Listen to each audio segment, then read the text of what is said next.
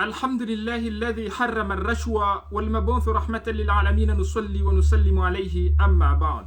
Respecto al tema del soborno, dice Allah Azza wa Jalla: no consuman, no devoran vuestros propios bienes materiales o vuestro propio dinero entre ustedes mismos a través de vías inadecuadas y llevándolo como regalos a los jueces para que ganen sus influencias, permitiendo así a que esos jueces también consuman esos bienes a través de vías inadecuadas, siendo que ustedes saben que esas formas no son las formas correctas.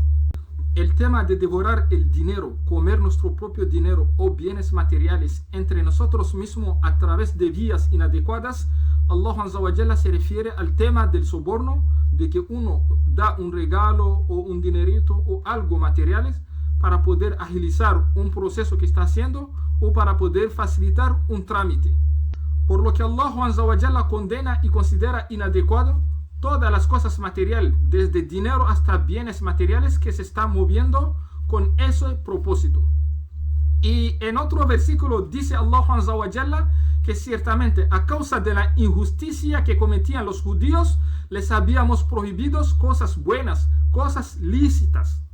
Y esta injusticia que se refiere a Allah Azza wa Jalla dice que porque ellos devoraban, comían los bienes materiales y el dinero de las personas a través de esas vías ilícitas, lo que significa el soborno. Practicaba mucho el soborno, por eso Dios lo puso como sanción, esa prohibición de cosas buenas, lícitas. Todo lo que se entrega, se regala con el objetivo o la intención de ganar confianza o agilizar un proceso o recibir un trato diferente a través de esa ganancia, de esa entrega o de ese regalo, el Islam lo considera como soborno.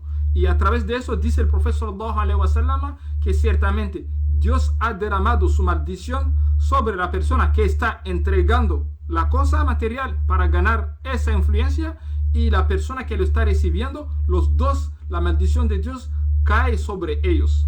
En otro versículo dice Allah Azza wa Jalla que ciertamente todo eso tienen que evitar de establecer un gobierno, una administración que solo se mueve para los que tienen influencia, que es favorable a los adinerados, las personas prósperas de influencia social. Prácticas que causan marginalización a los pobres que no tienen influencia y que no tienen quien le puede respaldar. Esas prácticas de soborno traen más corrupciones y más discriminaciones en las sociedades, que es una de las consecuencias que trae las prácticas de soborno en una sociedad. Una historia que ocurrió en tiempos remotos ilustra bien el tema del soborno y lo que trae en una sociedad. Había una persona que tenía un perro, llevó su perro en el cementerio y la gente fueron a quejarse ante el juez de que esa persona llevó un animal impuro o inadecuado en un lugar donde se enterran personas, que constituye una profanación. Y cuando el juez recibió esas quejas, llamó a la persona que hizo ese acto, lo convocó y lo preguntó: ¿por qué te atreviste a llevar tu perro en el cementerio? La persona lo respondió al juez que ciertamente fue susurra del perro que me susurró llevarlo en el cementerio. El juez lo dijo: ¿te estás burlando de mí? Él se cae la boca un instante y pone su mano en su bolsillo y saca un montón importante de dinero, una cantidad importante de dinero, y lo regala al juez. Y el juez lo pregunta: ¿y eso para qué? Él dice que el perro me susurró para darte ese dinero, a que yo te diera ese dinero.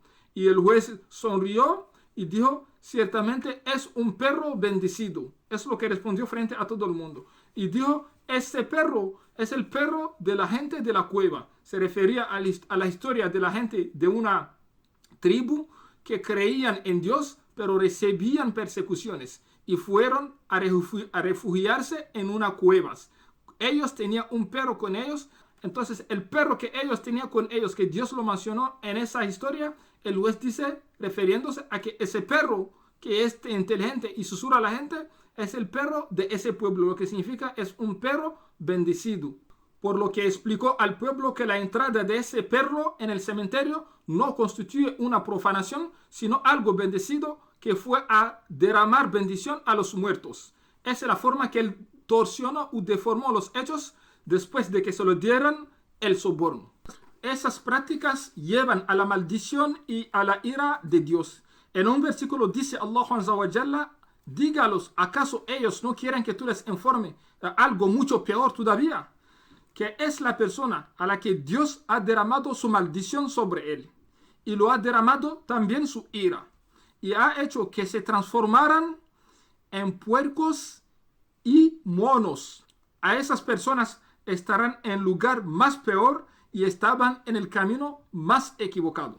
Este pueblo donde Dios dice que derramó su ira y su maldición sobre ellos, transformándolos en monos y cerdos, se refiere a un grupo de judíos que vivía en el mar, cerca del mar, en la orilla del mar, que Dios había prohibido a ellos a que pescaran el sábado. Este pueblo se había hundido más en las prácticas del soborno en todas las esferas sociales.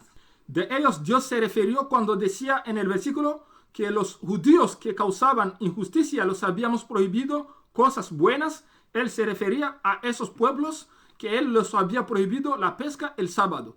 Los otros días que estaba permitido ir pescar, no aparecían las peces en cantidad importante como aparecían el sábado, por lo que ellos tuvieron que violar la interdicción de Dios e ir el sábado para hacer la pesca. Y de ahí Dios derramó su ira y su maldición sobre ellos, transformándolos en monos y cerdo. ¿Y por qué el tema llegó hasta en este extremo de prohibirlos la pesca el sábado? Dios dice que porque era un pueblo hundido más en el pecado y en el odio entre ellos mismos, y lo que más consumían entre ellos era el soborno. Debido a esa práctica, Dios derramó su ira y su maldición sobre ellos. En un hadith del profeta Muhammad sallallahu alaihi wasallam, un día mandó a un compañero de él para ir a recolectar el zakat de un pueblo. Cuando este compañero llegó a ese pueblo y empezó a recolectar el zakat, hubo algunas personas que le dieron su zakat y le dieron regalo, cosa aparte para él. Y cuando él regresó, entregó el zakat al profeta y guardó una parte de las cosas materiales que trajo con él. Y lo dijo al profeta sallallahu alaihi wasallam: esta parte fueron regalos que me dieron a mí. Y el profeta se enojó mucho y le dijo: ¿acaso si tú hubieras quedado en la casa de tu mamá y de tu papá, te lo hubieras ganado eso? Y el profeta se levantó y se dirigió a todo el pueblo y los dijo que ciertamente quien consuma algo ganado a través de esta vía, vendrá el día de juicio con esa cosa colgado en su cuello. Y al final de este hadith, el profeta sallallahu alaihi wasallam se dirigió a Dios y dijo: Señor, ciertamente he transmitido el mensaje. Lo que el profeta sallallahu alaihi wasallam quería llamar la atención aquí es que cuando una persona se le nombra en un cargo, un puesto, y a través de esa influencia te da un regalo debido a este puesto, no considerarlo como es regalo, sino más bien es un soborno, porque la persona que te lo está dando con la intención, en general pasa así, con la intención de tener un buen trato, una buena relación contigo respecto a ese puesto que tú tienes el día que le hará falta algo ahí, o en otras cosas que puede conseguir a través del cargo que uno tiene. Entonces, saber bien que todo lo que se regala, todo lo que se da con la intención de ganar alguna influencia, de ganar algún trato diferente, de poder agilizar un proceso, entra dentro del soborno, lo que Dios Allah Azza wa Jalla ha dicho, que esas prácticas llevan hacia su maldición y hacia la ira de Dios. Wassalamu alaikum wa rahmatullah.